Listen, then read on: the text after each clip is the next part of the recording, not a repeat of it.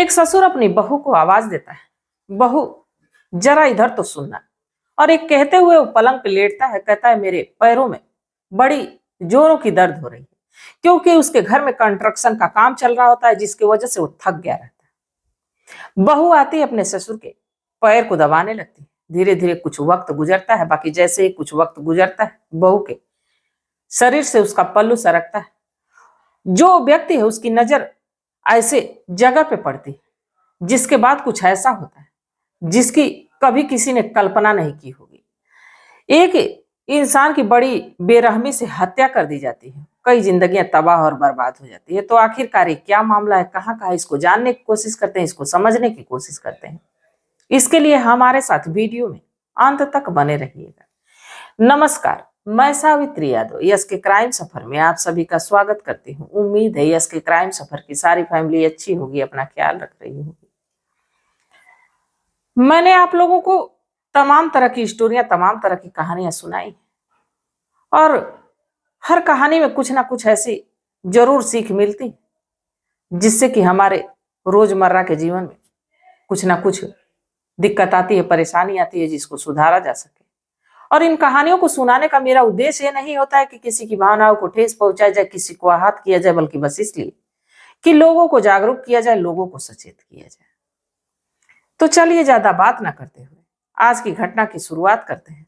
उससे पहले जितने भी हमारे भाई बहन, जितने भी हमारे दोस्त मित्र हैं, सबसे एक ही गुजारिश है कि आप लोगों का एक लाइक मेरा हौसला बढ़ाता है। मैं कोशिश करती हूँ कि आप लोगों तक रोज नई नई स्टोरियां लाती रहूं। तो मैं बात कर रही हूँ पश्चिम बंगाल का एक छोटा सा गांव, जहां का रहने वाला धनीराम। धनीराम की उम्र लगभग 56 साल। धनीराम की पत्नी जिसकी उम्र 54 साल। इनका एक बेटा रहता है जिसका नाम मनोज होता है। मनोज की उम्र 27 साल। छोटा सा परिवार, सब कुछ अच्छा चल रहा होता है। जो धनीराम है वो तो मेहनत मजदूरी करता, बाकी अब जो मनोज भी थोड़ा बहुत काम काज करने लगता है, तो धनीराम ज्यादा समय घर ही पे रहता है। बाकी ये जो धनीराम है अपनी पत्नी से एक दिन बात करता है और कहता है, जिसका नाम, पत्नी का नाम रामावती होता है, उससे बात करता है और कहता है कि ऐसा है कि अब मनोज की शादी कर देनी चाहिए, क्योंकि अब उसकी उम्र 27 साल की हो गई और साल 2 साल के बाद अच्छी लड़की नहीं मिलेगी, इसलिए वो शादी करना जरूरी हो गया। इस पे रामावती कहती है कि बात तो सही है, अब तो शादी कर ही देनी चाहिए, क्योंकि अब मैं भी चूल्हा चौका करके थक चुकी हूँ। अब मुझे भी थोड़ा आराम की जरूरत है। अब ये लोग लड़की की तलाश में लग जाते हैं। एक लड़की जिसका नाम शिवानी होता है, उम्र 24 साल, देखने में बेहद हसीन और बेहद खूबसूरत। मनोज के लिए इस शिवानी को चुना जाता है और शादी की एक डेट मुकर्रर होती है, दोनों की शादी कर दी जाती है। शिवानी जब दुल्हन बनके मनोज के घर आ जाती है, धनीराम की बहू बनके, तो मानो इस घर में ढेर सारी खुशियां आ जाती है, क्योंकि पहले 3 लोग का परिवार था, अब एक नई नवेली दुल्हन आ जाती है। परिवार एक तरह से एक लोगों का बढ़ जाता है, ढेर सारी खुशियां, सब कुछ अच्छा चलने लगता है। बाकी यही मनोज सोचता है कि अब यहाँ के काम करने से परिवार का गुजर बसर नहीं होगा, आगे और भी जिम्मेदारियां बढ़ेंगी, बाल बच्चे होंगे, तो इसके लिए मुझे अब कुछ और काम ढूंढना चाहिए। अपने पिता धनीराम से बात करता है और कहता है कि ऐसा मैं चाह रहा हूं कि अब मुझे कहीं और जाके कुछ और काम देखना चाहिए। धनीराम भी कहता है कि ठीक है, कोई बात नहीं। अब मनोज अपने गांव से निकल के वो शहर के तरफ चला जाता है, वहां काम करने लगता है। और जब वहां काम करने लगता है तो वो महीने 2 महीने पे घर आता है। और इधर शिवानी बड़ा ही मन लगा के अपने सास और ससुर की सेवा करती है, सब कुछ अच्छा चलने लगता है।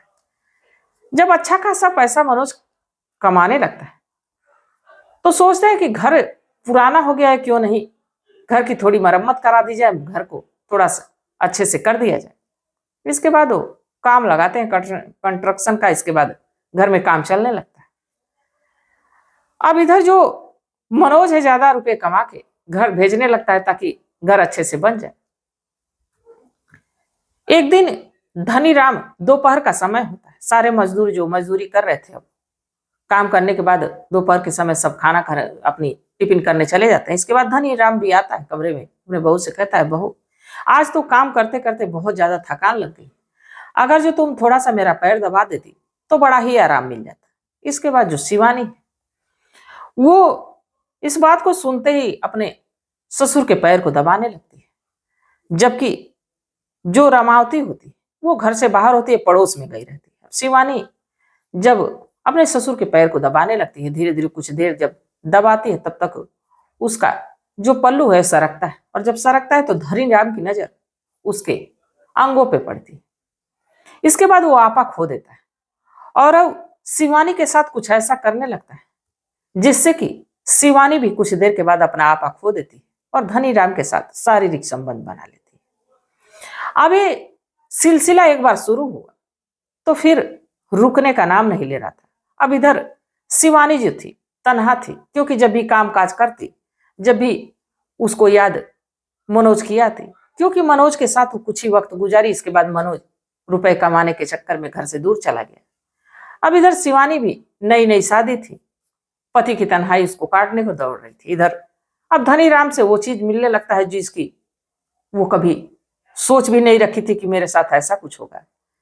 अब इस धनी राम के साथ जब ये शारीरिक संबंध बनाने लगती है तो इस लगातार सिलसिला चलने लगता है। जब भी रामावती घर में नहीं होती, दोनों ये ससुर और बहू एक दूसरे के साथ फिजिकल होते, शारीरिक संबंध बनाते, लगातार ये सिलसिला चलते रहता है। अब एक दिन जैसे ही रामावती घर के बाहर तो होती है, बाकी घर के भीतर आती है तो देखती है कि उसके जो पति का कमरा है वो भीतर से बंद है, और ना ही उसके पति दिख रहे हैं और ना ही उसकी बहू शिवानी दिख रही है। शिवानी को आवाज लगाती, तभी उसके पति का दरवाजा खुलता है और अपने कपड़े को सही करते हुए शिवानी कमरे से बाहर निकलती है और कहती है कि दरअसल पिताजी के पैर में बहुत जोरों का दर्द हो रहा था, मैं मालिश कर रही थी। इस पे रामावती कहती है कि दरवाजा क्यों बंद की थी? शिवानी कहती है कि माँ जी, मैं भूल से दरवाजा लगा दी, गलती हो गई। इसके बाद रामावती इस बात को आई गई कर देती है, क्योंकि वो उस हद तक सोच ही नहीं रही थी। अब इस बात को वहीं खत्म कर देती। धीरे धीरे वक्त गुजरता है। बाकी एक दिन ये जो रामावती कहती है कि ऐसा है बहू कि शाम को आज पड़ोस में ही एक लोग के घर जन्मदिन का उत्सव पार्टी है, मैं वहां जाऊंगी और आने में थोड़ा देर हो जाएगी, इसलिए अपने लिए और अपने ससुर के लिए तुम खाना बना लेना, खा लेना, और तुम आराम से सो जाना, क्योंकि आने में मुझे 2-3 घंटे लग सकते हैं। इसके बाद शिवानी जो है खाना बनाती है और अपने ससुर को खिलाती है, खुद भी खाती है। इसके बाद दोनों, अब ये तो जानते हैं कि रामावती अभी कुछ देर के बाद आएगी, अब दोनों फिर से अपने ही घर के भीतर शारीरिक संबंध बनाने लगते हैं। अचानक से रामावती आ जाती है और इन दोनों को आपत्तिजनक स्थिति में देख लेती है। ये शिवानी भी निर्वस्त्र होती है, साथ ही जो धनी राम होता है वो भी निर्वस्त्र होता है। अब जब रामावती इस नजारे को देखती तो देखती ही रह जाती है। वो फटकार लगाती है अपने पति को, कहती है कि तुम्हें शर्म नहीं आती कि अपने ही बेटे की पत्नी के साथ तुम ऐसा कर रहे, जो कि तुम्हारी बेटी की उम्र की है? तुम्हें घिनौना काम करते समय शर्म नहीं है? इस पे धनी राम अपनी पत्नी को चुप कराने की कोशिश करता है और साथ ही शिवानी अपनी सास से माफी मांगती है। बाकी वो कहते हैं कि अगर जो बेटे को मैं बता देती हूँ तो भी परदेश में है, दुखी होगा, इससे बढ़िया ये है कि मैं शिवानी को उसके मायके भेज दूं। शिवानी को उसके मायके उसके भाई को बुला के रामावती भेज तो देती, बाकी अपने खुद भी अपने मायके चली जाती है। जब वो मायके चली जाती है तो धनी राम 3-4 दिनों तक तो ऐसे रहता है। फिर इसके बाद वो एक दिन अपने बहू के मायके पहुंचता है और शिवानी को फिर से वापस घर लाता है। जब वापस घर लाता है और फिर से दोनों पति पत्नी की तरह रहने लगते हैं। अब इस बात की सूचना जब रामावती को लगती है कि शिवानी फिर से घर वापस आ गई, तो फिर से आती है और आने के बाद अब दोनों पे नजरें रखने लगती है। दोनों का अब जो कि एक तरह से मानिए तो दोनों पे हर वक्त वो ये सोचती कि कब ये मिलेंगे और मैं इन्हें मिलने नहीं दूंगी। अब लगातार इसी होड़ में जो कि जगती रहती, हमेशा इंतजार करती रहती। एक दिन रात का समय रहता है और जैसे ही आधी रात होती, शिवानी को यह लगता है कि उसकी सास रामावती सो गई, और वहीं अब रामावती को भी लगता है कि अब दोनों सो गए। रामावती की भी आंख लग जाती है। बाकी जैसे ही रामावती की आंख लग जाती है, शिवानी उठती और अपने ससुर धनीराम के पास जाती और दोनों अब फिर से एक बार वही कृत्य करते हैं। दोनों एक दूसरे के साथ शारीरिक संबंध बनाने लगते हैं। अब इनकी आवाज को, खटपट को सुन के रामावती की नींद खुल जाती है और जब खुलती है इस नजारे को फिर से दोबारा देखती तो धमकाने लगती है कि अब इस बात को मैं मनोज को जरूर बताऊंगी और मैं अब ये बात सबको बताऊंगी क्योंकि आज तक मैं बहुत छिपा चुकी। जब ये बात शिवानी सुनती तो डर के मारे कांपने लगती है। बाकी जो धनीराम है अपनी पत्नी से मारपीट करने लगता है। इस पे जो रामावती वो किचन के भीतर जाती है और एक धारदार जो चाकू होता है उसको लेके आती और गुस्से में धनीराम के गर्दन पे चला देती है। बाकी ये सोच के वो नहीं चलाई थी कि मैं इसकी हत्या कर दूंगी। उसके गले की नस कट जाती है और घटना स्थल पे ही धनीराम की मौत हो जाती है। अब इस पे कुछ ही देर के बाद रामावती चीखने लगती है, चिल्लाने लगती है कि मैंने ये क्या कर दिया, मुझसे बहुत बड़ी गलती हो गई, मुझसे तो पाप हो गया। अब उसकी चिल्लाने की आवाज को सुन के आस पड़ोस के लोग आते हैं और साथ ही मनोज को भी ये सूचना दी जाती है। साथ ही अब पुलिस को फोन होता है, पुलिस की एक टीम आती है, डेड बॉडी को अपने कब्जे में लेती है, पोस्टमार्टम के लिए भेजती है।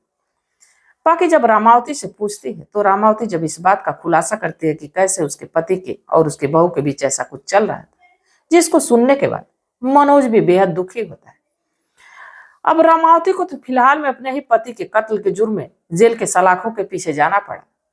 बाकी जो शिवानी रहती है, जो इस घटना की शुरुआत की, उसे तो कुछ नहीं हुआ। साथ ही अपने पति मनोज से माफी मांगती, कहती मुझसे बहुत बड़ी गलती हो गई। मनोज उसे माफ कर देता है, दोनों पति पत्नी साथ में। बाकी अगर जो इसमें कोई फंसा तो वो थी रामावती। तो क्या जो रामावती ने फैसला लिया वो सही था? अपने ही पति के कत्ल के जुर्म में वो जेल के सलाखों के पीछे चली गई, या वो अपने बेटे को समय रहते अगर जो इस बात को बता देती तो शायद पति पत्नी दोनों साथ रहते और शायद ये दोनों पति पत्नी साथ रहते कुछ ऐसा नहीं होता। तो ये तमाम बातें हैं। आप लोग अपनी सलाह, अपनी राय कमेंट सेक्शन में जरूर बताइएगा, क्योंकि आपके मशवरे का, आपकी सलाह का हमें बेसब्री से इंतजार रहता है।